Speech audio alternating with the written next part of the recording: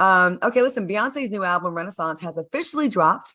It's her first album in 6 years. And despite it being leaked early in the week, Beyonce thanked her fans for patiently waiting until the official day of release. Beyonce wrote the following message to her fans on social media. So the album leaked, and you all actually waited until the proper release time so you could all enjoy it together. She wrote to her dedicated fans, I've never seen anything like it, she added, thanking her followers for their love and protection. Also, shout out to our girl, T.S. Madison, who kept this secret so well, who's featured on Beyonce's single Cozy. That is major. Y'all, what are your thoughts on this album and our very own T.S. Madison being featured? The fans are waiting for, I talked to Maddie this morning or whatever, and I was like, congratulations. And I actually called her and I said, you might as well go ahead and retire now because it gets no higher in your career than doing Beyonce. And she gave me the whole rundown.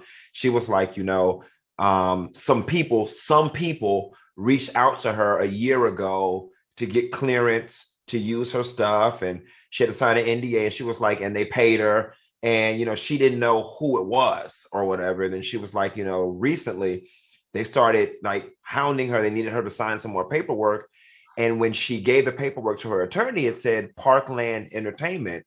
And her attorney called and was like, oh, girl, this is Beyonce's people. So she literally found out last week that it was Beyonce that was clearing her work or whatever. But I think it's dope. And I'm sure the album's probably triple platinum already.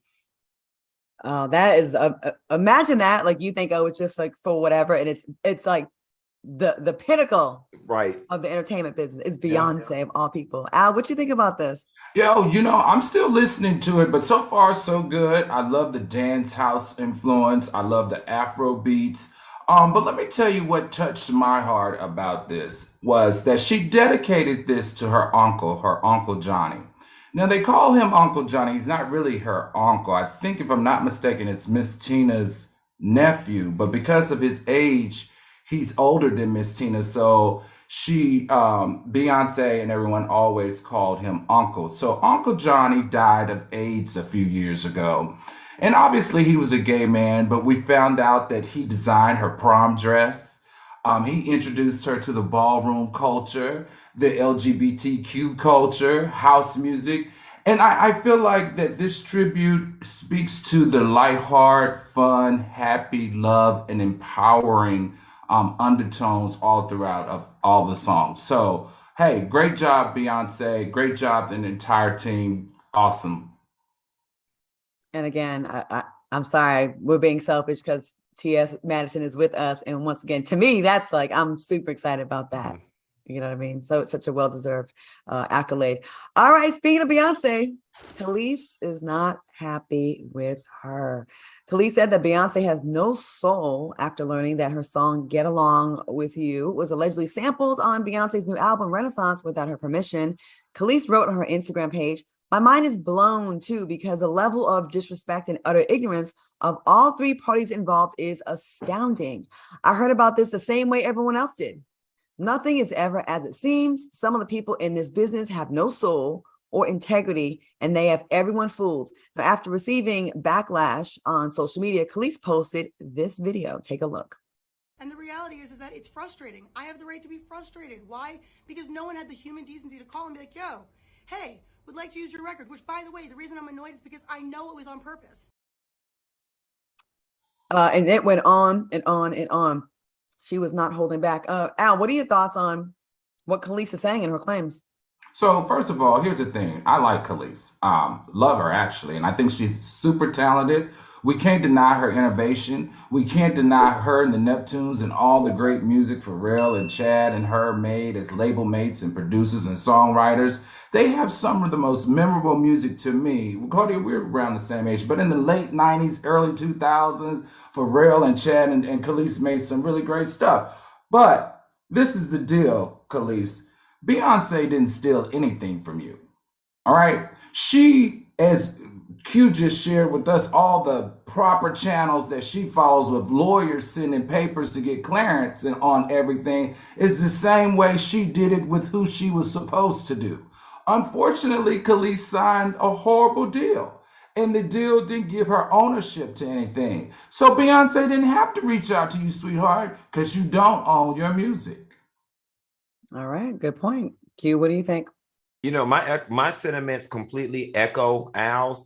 And a lot of the fans got it twisted in social media. They're like, she knows she don't own her music, but it's the courtesy and the respect. I mean, courtesy is just that, a courtesy. You're not owed a courtesy. You're not owed a phone call, and calling you when you have no authority to say yay or nay anyway is a waste of time. You know what I'm saying? Now, granted, I get what Kelis is saying. It would have been nice if somebody would have given me the heads up, but it really feels like misdirected anger, especially considering, from my understanding, she's not even using Kelis's vocals. She's using the beat from the song. And let's be for real here. Chad and Pharrell are the ones who created the beat. So Kelis, what are you really mad about here? I can understand if she was using your vocals. She's using the beat. Right. And to be honest, Kelis owes Beyonce an apology. I'm gonna go with the emotional side of this thing. Try to put myself in her shoes. I try to do that sometimes.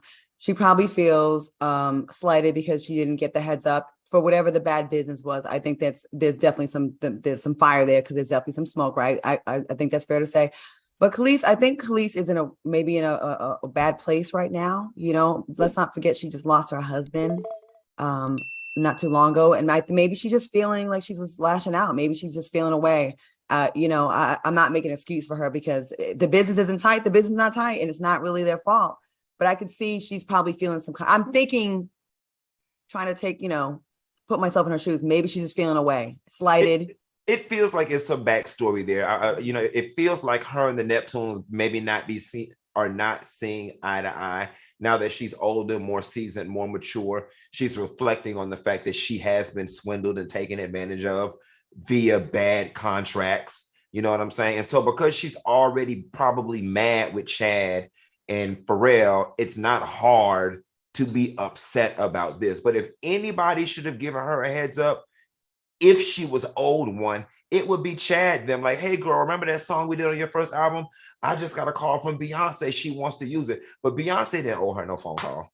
And then she did mention and allude to that this isn't the first time. There's some other incidents. And so I imagine Kelis hasn't really been that vocal about these kinds of things, not to my knowledge. Mm-hmm. So for her to say something, either some real emotional stuff's going on, or the issue with Chad and Pharrell, and I think that we won't be hearing the end of this. I think she'll probably keep on talking. Mm-hmm.